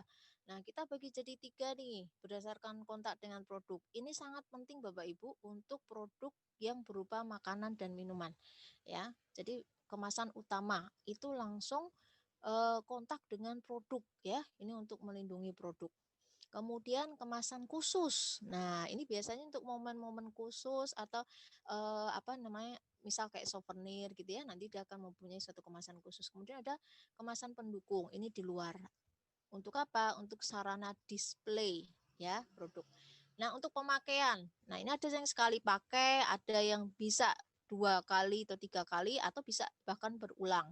Ya, nah di sini hati-hati bahwa kemasan primer sama kemasan sekali pakai harus kita perhatikan Bapak Ibu ya. Nah, fokus kita adalah jadi ada 3 ya. Jadi ada primary packaging ya, kemudian secondary packaging. Jadi setelah ini kan produk olahan kemudian dikalengkan ya, kemudian kalengnya ditaruh di kardus ya. Nah, kardusnya kemudian buat nih transit packaging. Jadi bisa dipercepat. Ya, baik Ibu. Nah, ini jenis-jenis ya. Nah, ini bahan-bahan kemasan yang perlu Bapak Ibu ketahui ya. Tentunya yang kita pilih yang sesuai ya. Kemudian, nah ini untuk persyaratan bahwa waktu kontak ya jangan terlalu lama, kemudian suhunya jangan terlalu tinggi ya, kandungan dari makanan tersebut harus kita perhatikan, rasio sama kandungan mikroba. Nah, ini beberapa kemasan yang cocok untuk susu kedelai ya Bapak Ibu. Ya, ini yang plastik ya, untuk yang plastik. Jadi bisa dipilih ya. Yang baik adalah sebenarnya susu botol kaca tetapi ada kekurangannya gitu. Tadi sudah ada di situ kekurangannya. Ini mohon maaf untuk strategi pengawasan ini beberapa kemasan ya. Ini untuk handicraft, jika Bapak Ibu ada yang di handicraft ya, berbagai macam bentuk kemasan yang luar biasa sangat menarik ya. Kemudian komponen ya kemasan, ada kemasan sama label ya. Hati-hati kalau untuk makanan cari yang ada tulisannya food grade atau cocok untuk pangan. Jadi, atau ada logonya ini ya Bapak Ibu, diperhatikan ya sehingga nanti bisa. Nah, label ini sesuatu yang penting, bisa langsung pada kemasan menggunakan media lain ya. Ini contoh, ini yang sangat sederhana, atau langsung di ini tempatnya juga. Nah, label yang baik, informasi ada foto, ciri, alamat, berat ya, kemudian sesuai aturan ya, ada ini komposisi, berat bersih, produsen, sertifikasi ya. Kemudian ada saran, metode ya, kemudian hal-hal yang lainnya misalnya kandungannya. Kemudian tentunya informasi itu harus meyakinkan konsumen untuk menentukan pilihan ya, apakah beli atau tidak ya. Kemudian ini ya, hati-hati kalau untuk makanan ada PIRT-nya, usahakan ada logo halal, tetapi memang prosesnya agak lama. Nah, ini contoh ya, contoh untuk label ya, bagaimana kita memberikan satu label, ada gambar, ada sebenarnya produknya apa, jangan sampai orang bingung ini ikan apa bakso atau apa gitu ya. Nah, strateginya Bapak Ibu harus kuat, mudah ya, ada barcode ya. Kalau tidak ada karena masih UMKM ya, tidak terlalu besar atau terlalu kecil ya. Jangan sampai konsumen itu merasa tertipu. Ininya besar, tetapi ternyata isinya cuma kecil ya Bapak Ibu. Kemudian sesuai aturan ya, apalagi kalau pangan. Nah, strateginya begini Bapak Ibu, harus dibuat semenarik mungkin. Jadi Bapak Ibu punya ciri khas sendiri, bisa dari warna, bisa dari desain ya, dari tulisan, itu ada ciri khas. Nah, kemudian ingat bahwa informasi yang kita berikan harus jelas dan jujur ya. Ini sekali konsumen tidak merasa tertipu ya sudah ya, nanti tidak ini lagi. Menarik ya, menarik. Nah, komposisinya harus seimbang. Kemudian ukurannya harus sesuai ya. Terus kemudian setelah itu kita evaluasi bagaimana tanggapan konsumen. Ya, jangan sampai kita menjiplak persis ya dengan yang lainnya ya.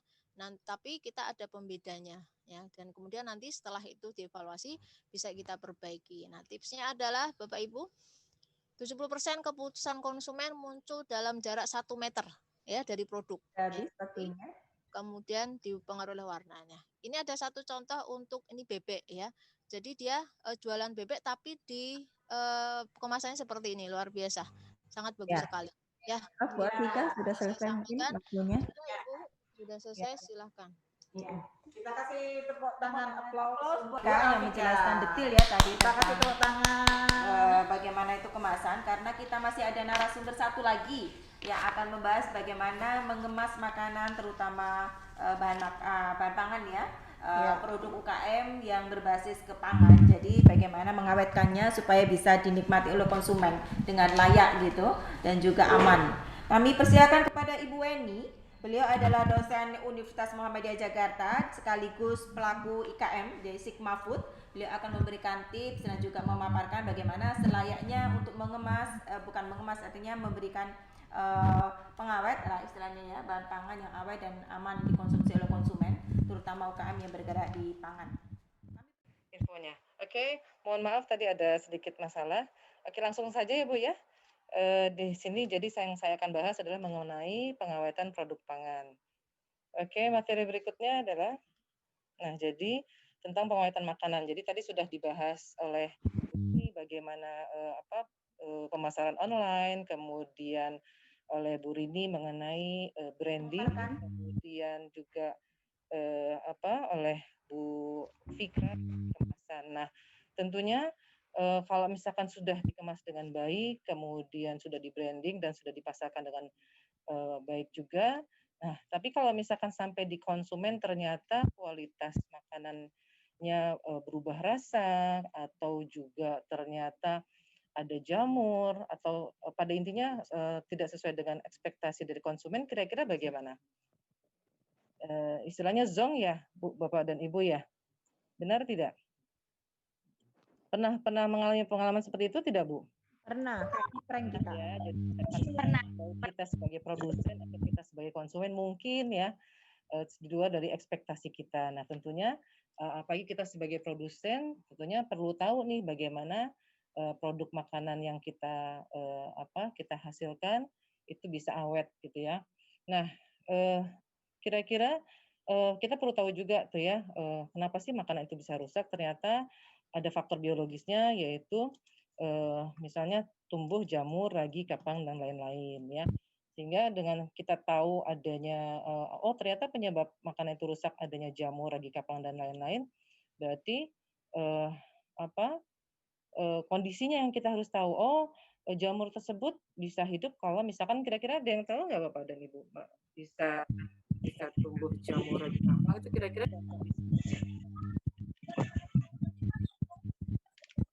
kering atau lembab ya? Iya, lembab biasanya. Lembab ya, betul. Iya, lembab. Biasanya lembab, kalau enggak makanan itu belum benar-benar dingin banget langsung di packing, di packaging gitu ya. Sekali ya. Sehingga dengan kita mengetahui hal tersebut, kita juga bisa mempelajari gitu ya. Sehingga kita bisa tahu nih bagaimana supaya makanan itu lebih awet ya. Selain faktor biologis, juga kita perlu tahu juga dari kemasannya juga gitu ya. Tadi sudah dibahas oleh Bu Vika gitu ya, bagaimana supaya kemasannya itu jadi sebenarnya pengalaman saya juga ya. Tadi barusan saya pesan sambal gitu ya, pesan sambal ternyata kemasannya itu bagus, menarik gitu ya, tapi pada saat saya buka itu seal-nya itu ternyata menggembung gitu. Kira-kira karena apa ya? Ada yang tahu tidak?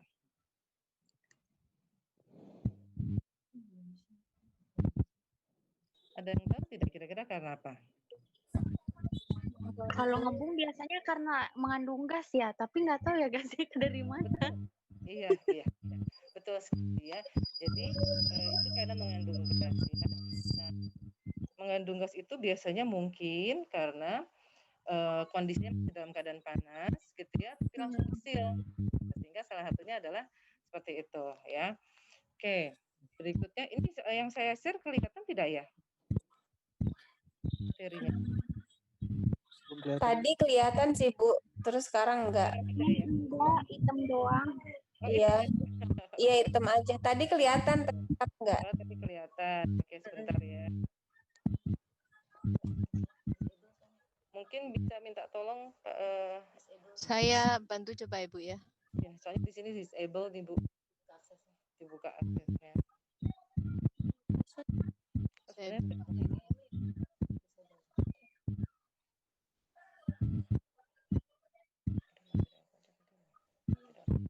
Oh iya. Mohon maaf ya Ibu-ibu, Bapak-bapak. Gak apa-apa Bu. Gimana cuaca di sana? Mendung tidak? Di Priuk panas Bu. Oh, panas ya? Iya. Hujan nih.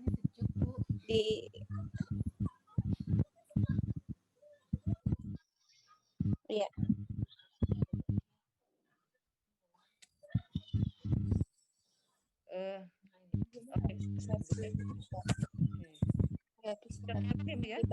Dibantu. Sudah dapat belum materinya? Sudah nih ya.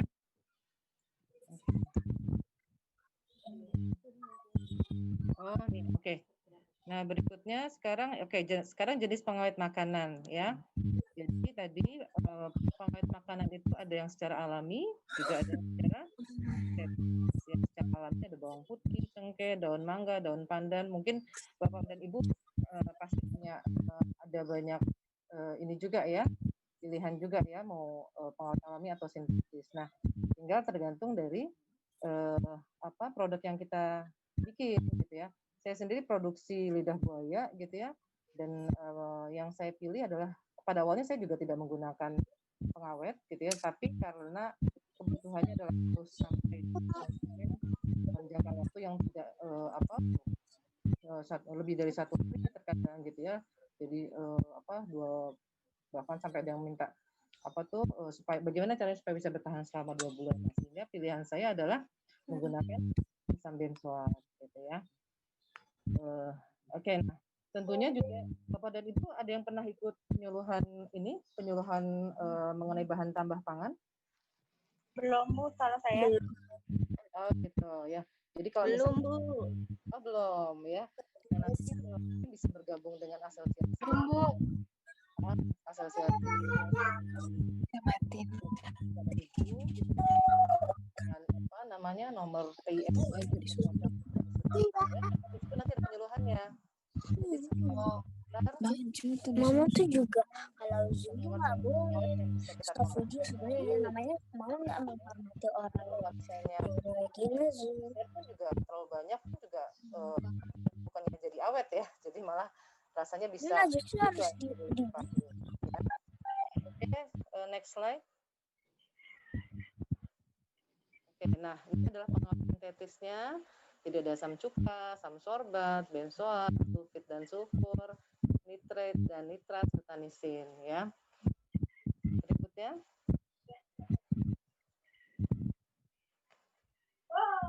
Jadi pada intinya prinsip pengawatan makanan itu adalah untuk mencegah ya dan memperlambat laju dekomposisi bahan pangan ya. Lalu juga mencegah kerusakan disebabkan oleh faktor lingkungan termasuk dari mikroorganisme, serta juga mencegah memperlambatnya kerusakan mikrobial yang digunakan dalam bioteknologi. Itu adalah prinsip dari pengawatan. Sekarang ada banyak sekali pengawatan makanan ya. Jadi bisa dengan pemanasan, pengeringan, pendinginan dan pembekuan, pengasapan, atau penggaraman, dan radiasi. Pilihan ini itu tergantung dari jenis produk yang kita hasilkan ya. Oke, berikutnya. Nah, pemanasan itu sendiri kita pilih suhu yang tinggi ya. Tujuannya adalah untuk mencegah pembusukan yang disebabkan oleh mikroba, juga untuk menambah selera makan. Nah, ada dua macam nih, yaitu pasteurisasi dan sterilisasi ya. Nah, kalau pasteurisasi itu adalah suhu yang kita gunakan adalah kurang lebih 70 derajat. Nah, contohnya adalah susu UHT ya. Dan pasteurisasi itu adalah pemanasan sampai mendidih ya untuk mencapai suhu lebih dari 100 derajat. Yang tujuannya adalah untuk membunuh semua mikroba beserta sporanya.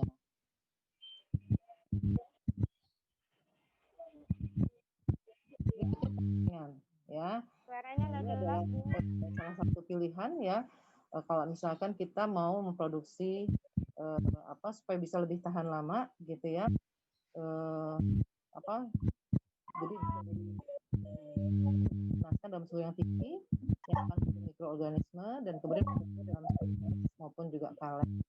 Nah, umumnya yang digunakan adalah untuk produk sayur mayur, daging, makanan laut, susu dan lain sebagainya. Tapi memang bukan untuk menggunakan karena juga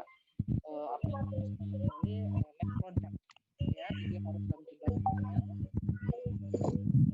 biaya produksinya juga akhirnya lebih tinggi ya. Berikutnya pengeringan itu adalah cara untuk mengeluarkan atau menghilangkan sebagian air dari bahan makanan dengan energi panas ya. Dasarnya adalah dengan dehidrasi dengan air dari bahan makanan.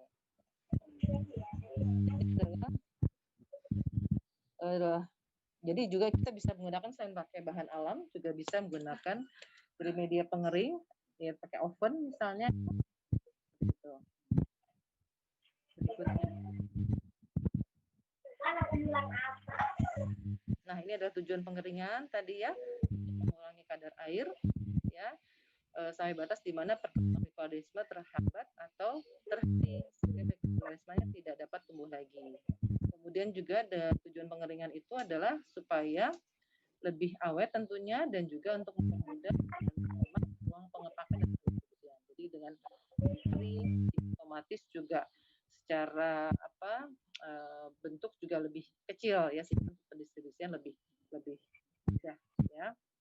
Nah, proses ini ada secara alam yaitu istilahnya drying ya, dengan cara jemur atau yang melahirkan dehydration ya, jadi menggunakan alat pengering contohnya adalah menggunakan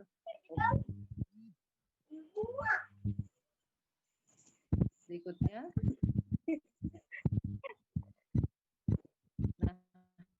Nah, sekarang sepertinya dengan adanya corona ini banyak ya makanan yang di frozen ya. Benar tidak Bapak dan Ibu? Ya, dengan di frozen itu jadi bahan makanan jadi lebih tahan lama, lebih awet gitu ya. Penyimpanan itu adalah penyimpanan makanan pada suhu rendah sampai mencapai titik kuku.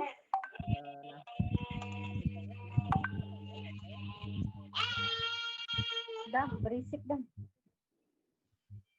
Tujuannya adalah untuk mengurangi kontaminasi, mengendalikan kerusakan oleh mikroba, mikroorganisme ya. Jadi Bapak dan Ibu produknya supaya lebih tahan lama, salah satu optionnya atau pilihannya adalah dengan cara di frozen ya. Berikutnya.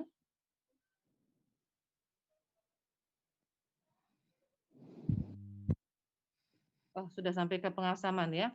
Oke, nah ini pengasaman atau fermentasi yaitu kondisinya 5-15% ya dengan media garam, di mana kalau misalnya kurang dari 5% atau lebih dari 15% maka tidak terjadi proses fermentasi ya. Berikutnya.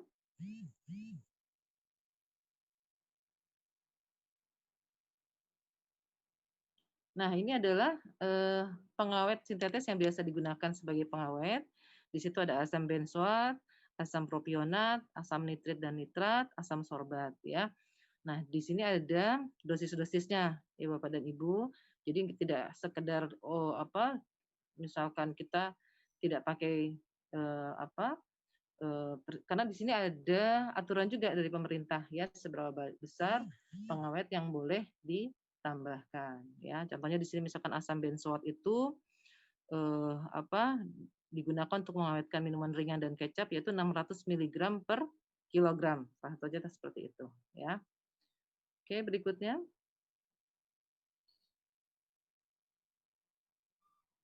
Berikutnya adalah pengasinan atau penggaraman ya. Jadi di sini tujuannya adalah untuk pengawetan dengan mendapatkan perubahan bahan yang diinginkan seperti tekstur, warna dan karakteristik tertentu ya seperti aroma dan rasa yang khas ya. Yaitu di sini kita menggunakan NaCl atau garam dapur.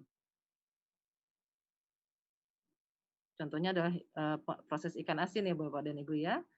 Berikutnya adalah pemanisan yaitu dengan menggunakan medium gula ya. Jadi kalau misalkan konsentrasi 40% itu adalah untuk menurunkan kadar mikroorganisme, sedangkan kalau dalam konsentrasi 70% itu bisa mencegah kerusakan makanan ya.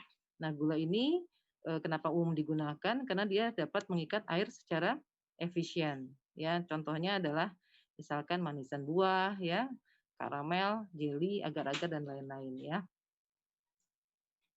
Nanti Bapak dan Ibu bisa sharing nih ya, pengawet apa saja yang digunakan.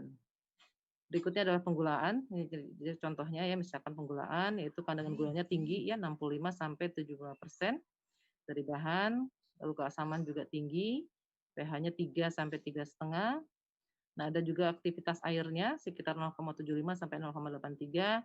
Suhu pemanasannya antara 105 sampai 106 derajat.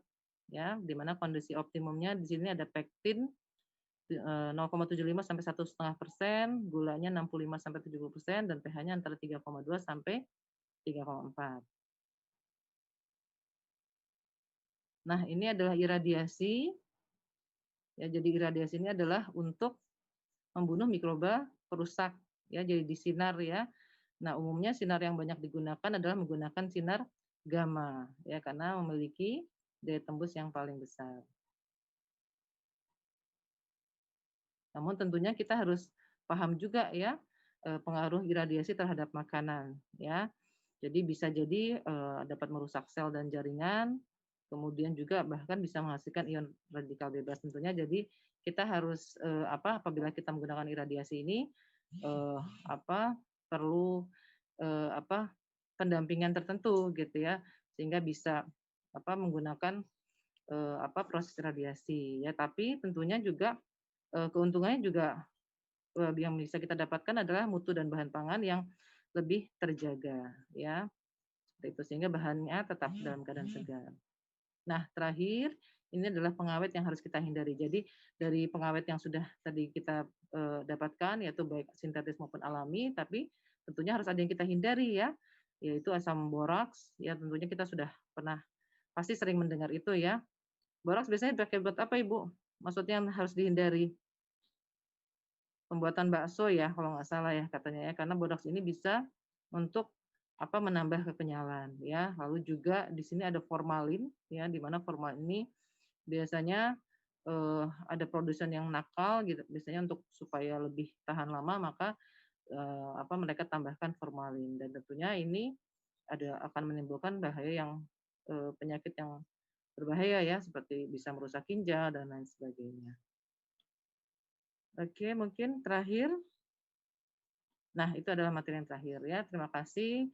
Semoga materi yang kita dapatkan hari ini bisa bermanfaat ya. Kalau ada yang mau tanyakan boleh Bapak dan Ibu. Atau mau sharing juga boleh bagaimana proses pengawetan yang sudah dilakukan. Assalamualaikum. Waalaikumsalam warahmatullahi wabarakatuh. Bu, saya Mike. Saya mau nanya, saya pernah nih tahun kapan ya pernah bikin nastar ceritanya. Terus nastar itu ada yang minta sampai ke Timor Leste gitu. Otomatis kan saya mikir gimana caranya biar dia tetap awet gitu. Akhirnya cari-cari di internet pakai benzoat, kalau enggak emulplek katanya. Nah, saya cobalah tuh. Tapi hasilnya si nastar sama kue kering yang lainnya tuh kayak bau plastik gitu. Itu kenapa ya, Bu ya? Kalau yang sudah, kalau sharing dari teman-teman, kalau saya sendiri bukan produsen kue kering ya. Kalau sharing dari teman-teman itu, kalau untuk kue kering biasanya digunakan kayak semacam ini loh, vakum. Dia suka ada diletakkan di itu tuh. Gimana Bu, bisa diulang di sini gerak-gerak soalnya. Iya. Siapa Mbak? Siapa? Mbak Mike. Mike. Ya. Mike mungkin pernah membeli produk kering yang di dalam toplesnya tuh ada kayak ini ya, kantung kecil. Oh, itu silika gel. Silika gel. Kalau saya sih untuk kue kering itu proses untuk bisa bertahan lebih lama tentunya proses produksinya. Jadi pengeringannya, ovennya sampai berapa derajat, dan salah satunya lagi pengemasannya. Jadi harus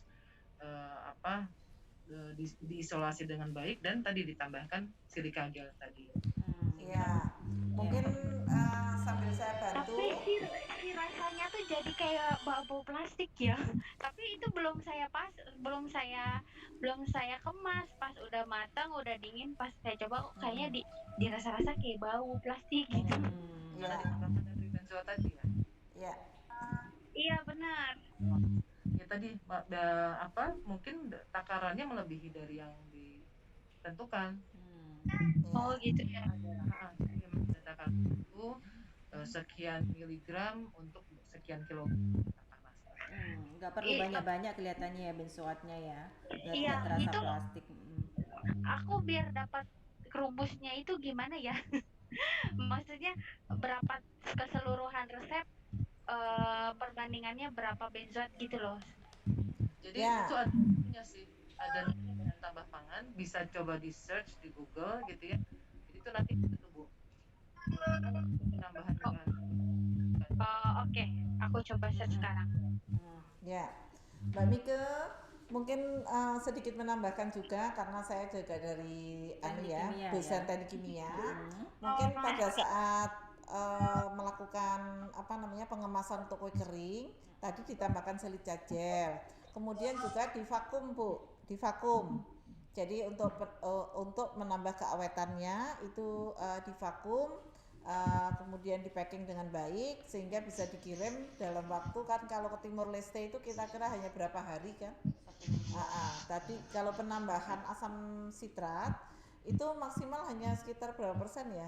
Saya lupa Kalau dalam makanan bentuk memang ini. nggak usah terlalu panjang Ibu kan. Iya. Apalagi kue kering memang baiknya diuntungkan Jadi 2% misalnya satu resep satu resep totally ada udah termasuk itu telur, mentega dan lain-lain. Pokoknya satu resep misal 2 kilo, berarti 2 kilonya dari 2%. 2%. Iya. Ya, kasih 2 gram. Ya, 2 gram. Itunya nggak ada lagi. Ya, ya. Ya, Mbak Nika, terima kasih. Terima kasih. Ada pertanyaan yang lain, mungkin kita buka dua lagi ya Bu. Setelah itu Ya. bisa kita akhiri karena waktunya juga sudah mulai adzan asar di sini.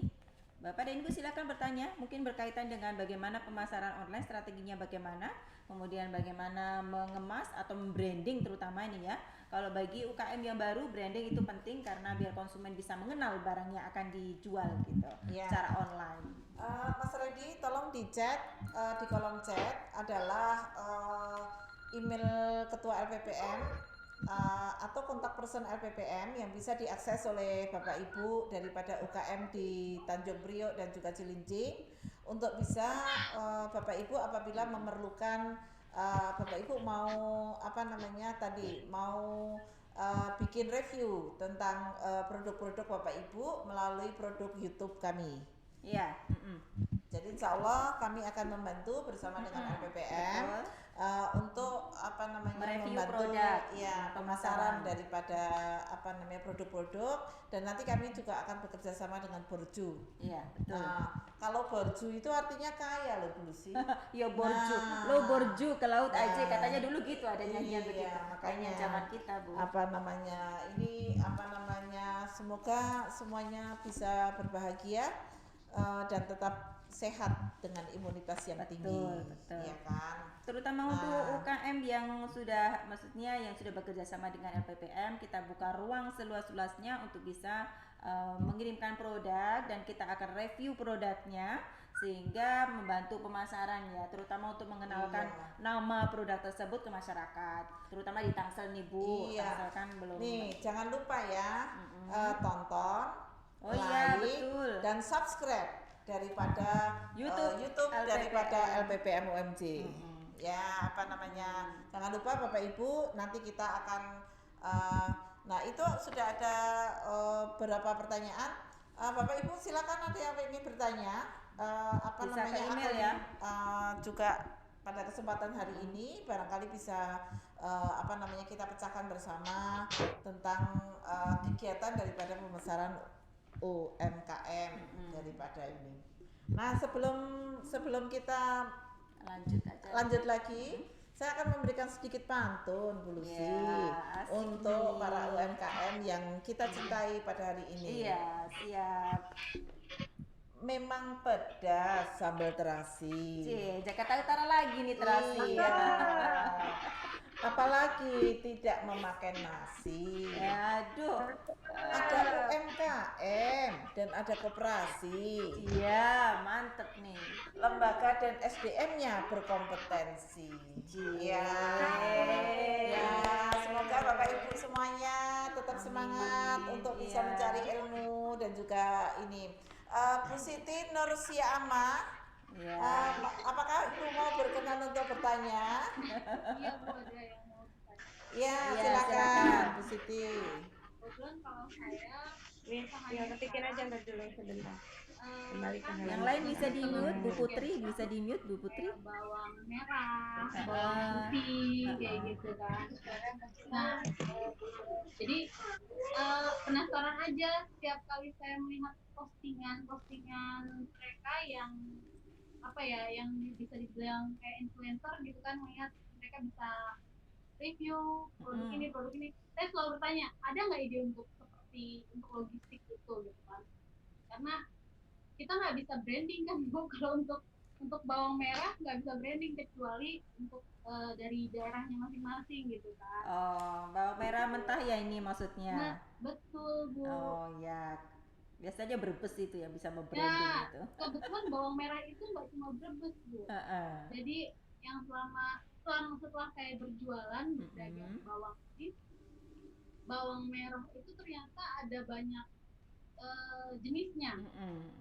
Jadi bawang merah yang saya pegang sekarang sih, sebelumnya saya sempat pegang 3 bawang merah dari 3 daerah.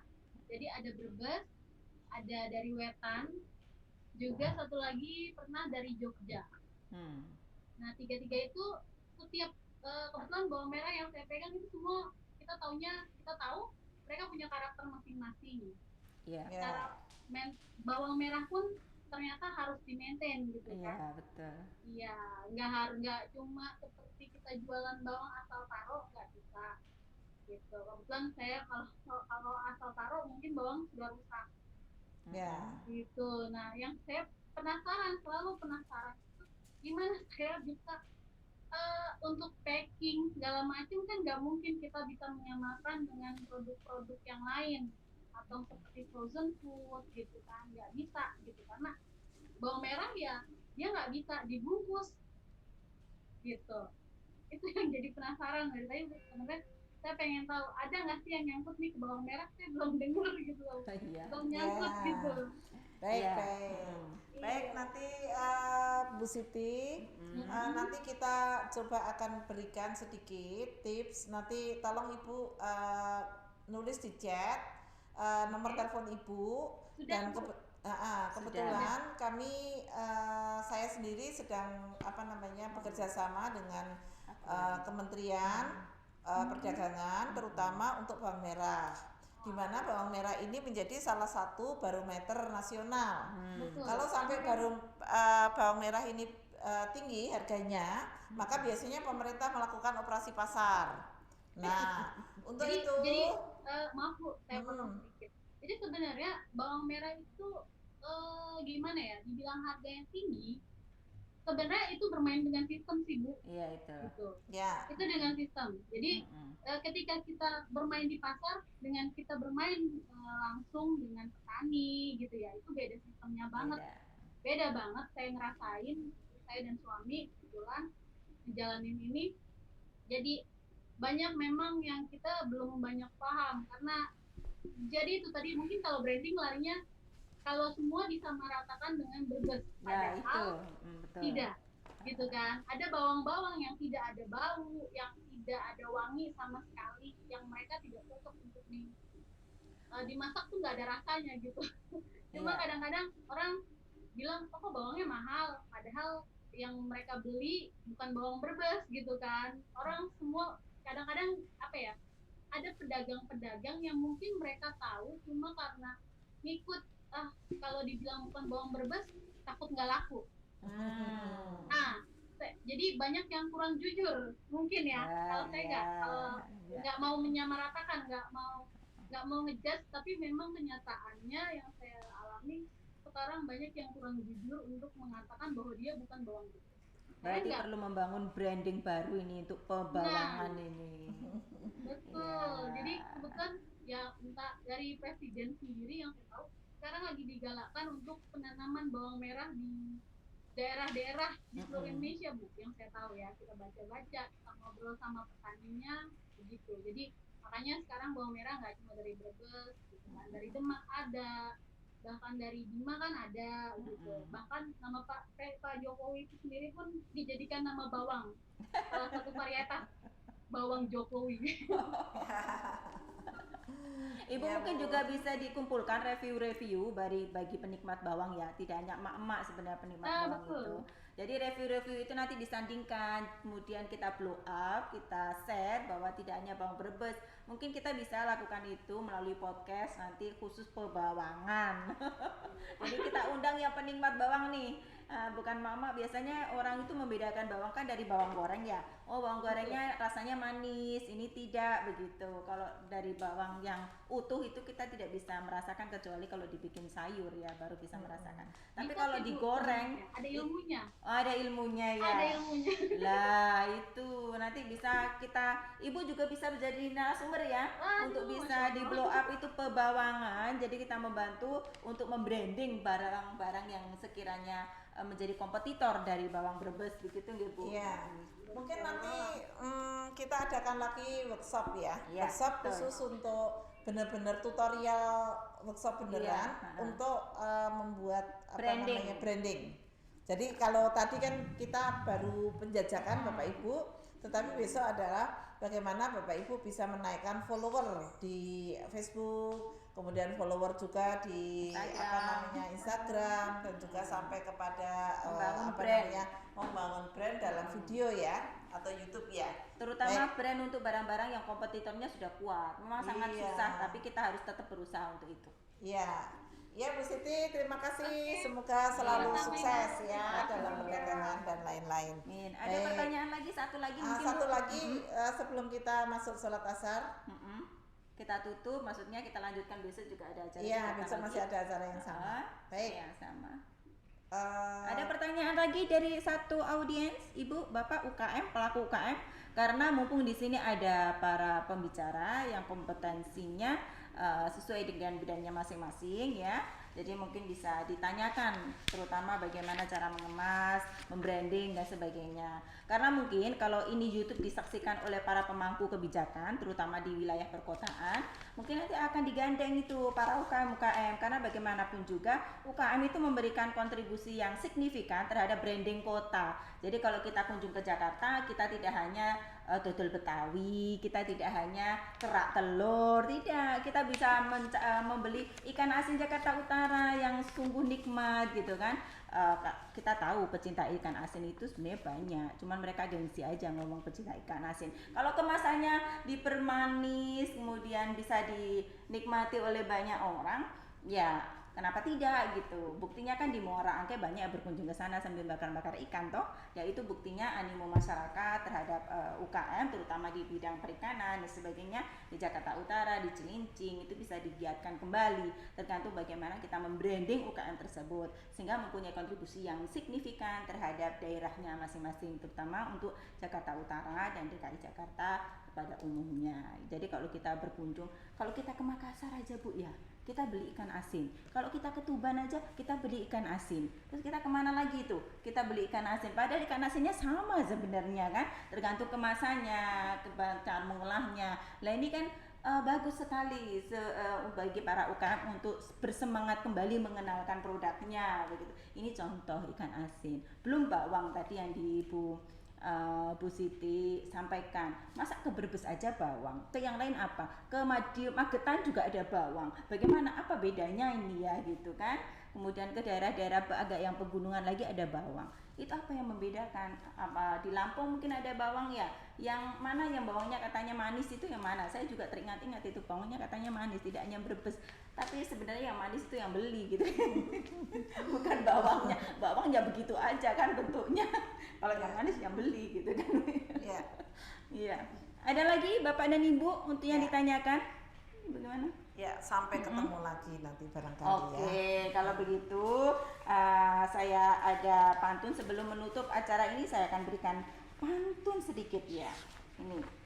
Wanita cantik menghias diri. Cakep. Pandangan pertama penuh kesan, ini tadi udah disampaikan Ibu sebenarnya sih. Iya, cakep. Keterbatasan dilakukan sendiri, kerjasama meraih kesuksesan. Ya, ini kerjasama meraih kesuksesan ini adalah statement terakhir di mana kita bisa bekerja sama dengan LPPM untuk bisa membranding UKM-UKM yang ada di Cilincing dan Jakarta Utara. Tetap semangat Bapak dan Ibu pelaku UKM. Di sini didukung oleh Sudin PPK UKM Jakarta Utara dan jangan lupa mengikuti acara sebagai anggota Borju ya. Dan juga Bu, like dan subscribe YouTube kami dan share ke teman-teman UKM yang belum menyaksikan kegiatan podcast hari ini dan acara webinar melalui Zoom meeting kali ini. Jadi bisa bermanfaat. Ya, jangan lupa Bapak Ibu semuanya, kita akan terus mendukung UMKM dimanapun berada dan siap membranding daripada UMKM Bapak Ibu dan sudah ada komunikasi chat yang bisa disampaikan dan kami siapkan dedikasikan podcast ini untuk Bapak Ibu semuanya. Pak Engkos masih ada kah? Pak Engkos masih ada? Pak Engkos masih ada? Izin Bu. Oh baik, izin. Baik Bapak Ibu, alhamdulillahirabbil alamin. Alhamdulillahirabbil alamin. Kita akhiri kegiatan hari ini dengan segala syukur dan nikmat. Semoga Bapak Ibu semua diberikan karunia kesehatan dan keberkahan dan juga kita bersama-sama mengucapkan lafaz alhamdulillah untuk kegiatan kita hari ini, dan kita akan bertemu bersama. Alhamdulillahirabbil alamin. Assalamualaikum warahmatullahi wabarakatuh. Waalaikumsalam Waalaikumsalam warahmatullahi wabarakatuh. Sampai ketemu di acara webinar di waktu yang lain. Ya. Waalaikumsalam Bu, terima kasih ya. Ya. Terima kasih Bapak Ibu.